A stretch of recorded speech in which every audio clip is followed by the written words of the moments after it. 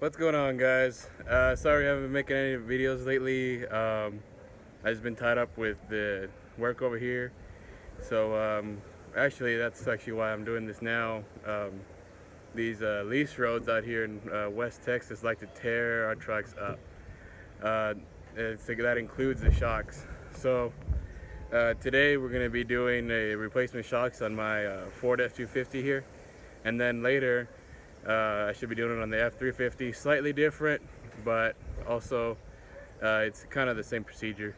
So like I said, today we're going to be replacing the front and rear shocks on my Ford F-250. The shocks I got are the Bilstein 5100 series, and they say that they're a lot better and a lot smoother, so hopefully they are, and we'll get those installed right now.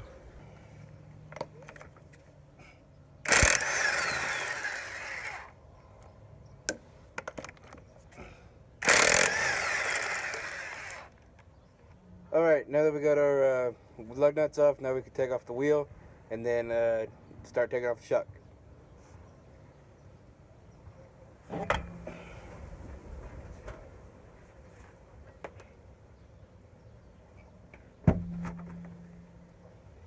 Alright guys, what you're looking at here is the side view of the shock. That's the actual bolt, and on the other side back here is the nut that holds in the bolt. The actual bolt is a 15 millimeter. What I'm going to be using on this side is the wrench, and then on the nut side I'm going to be using a 21 millimeter socket on this side here,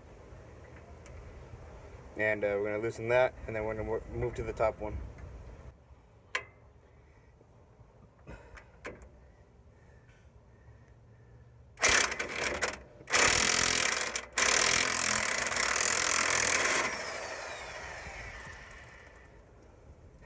Alright guys, so as you saw, I can be pretty stuck on there.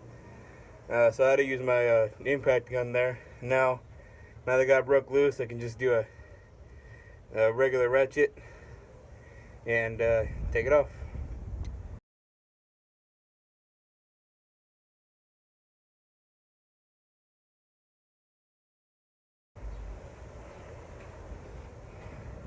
Alright, there's our old nut right there with that piece of metal. I said it's a 21 millimeter. I just took it off with a regular ratchet and impact gun to get it loose.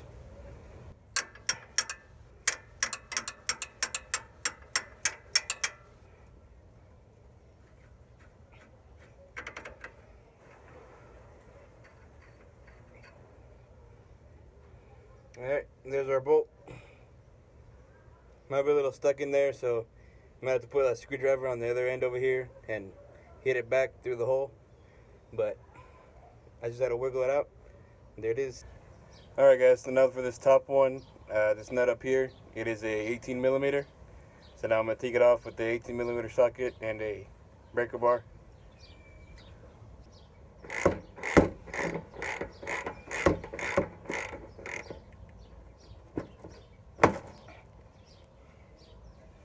Watch out for that splash guard, it might get in the way, so you might have to push it up. But there it is, there's our 18 millimeter nut. It has a built-in washer, and it goes up here on this stud. Alright, now what we're going to want to do is pull towards you up here to get it off of that stud right there. And then we're going to work it loose on the bottom down here.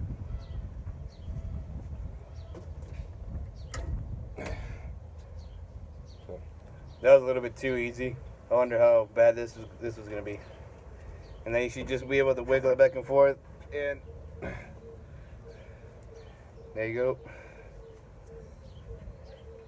Alright guys, so unlike our original ones, the shock absorbers actually goes towards the bottom, and the stuff without the black little coil here goes on top. So that's how we're going to install it. This side bottom, the other side top. What I like to do is I just like to slip this in here.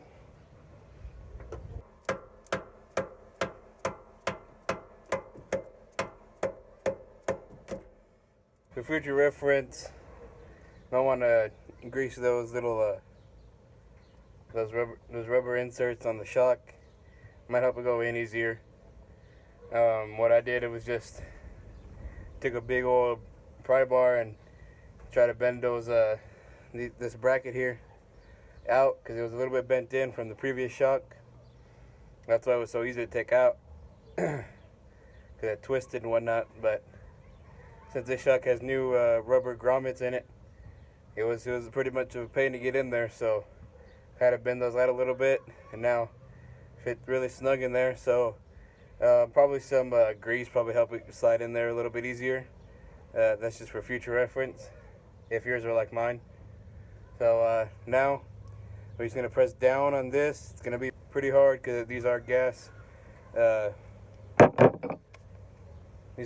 charged shocks, so these are gonna be harder than your regular conventional shocks. So you gotta put some either put some muscle into it, or you get a ratchet strap, put it to the bottom, and then just ratchet strap it down until you get to the stud up there. But I think I could probably get it, so we're gonna try that. Before you do though, you're gonna want to put that bolt that you took out from the bottom. Go ahead and put it in there. Go ahead and put it in the bottom, and then kind of loosely secure that. So when you push down on it, or when you do the ratchet strap on it, it won't slip down. So we want to do that first, and then you can start pushing on it or whatever you need to do.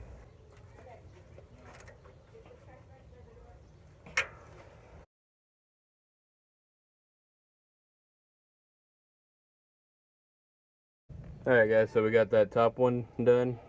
It's a 18 millimeter. And we also got these two down here done. 21, 15. There you go. New shock on. Now to do the back. Alright guys, so unfortunately today after I did the front shocks and put the wheels back on, it was getting too dark for me to actually record anything, or at least in a good quality. So I'll probably leave that for another day. So this will be part one of my shock install on this 99 F-250, and I'll be sure to upload the second part very soon. So stay tuned to my channel, and don't forget to leave a like, comment, and subscribe. That way you can get a notification when I do upload the part 2 of this video, and also when I start on the 2006 F-350 shock video, which is slightly different, like as I've mentioned in the first part of the video. So stay tuned, and I'll be sure to get with you guys for more content.